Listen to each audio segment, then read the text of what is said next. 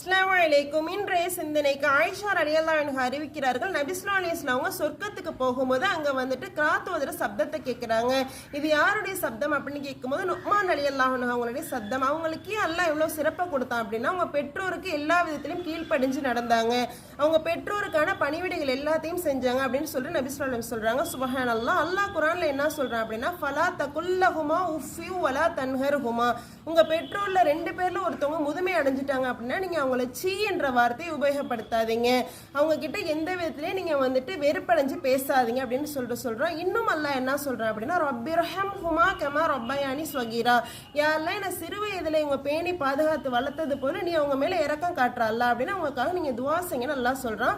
இதுல இருந்து நமக்கு என்ன தெரியுது அப்படின்னா, நம்ம அல்லாஹ்க்கு ஷுக்ர் செய்யணும் ஃபர்ஸ்ட். ரெண்டாவது என்ன அப்படின்னா, நம்ம பெற்றோருக்கு நன்றி உள்ளவங்களா இருக்கணும். நன்றி எப்படி வெளிக்காட்டுறது அப்படின்னா, அவங்க செய்யற பணிவிடைகள் மூலம்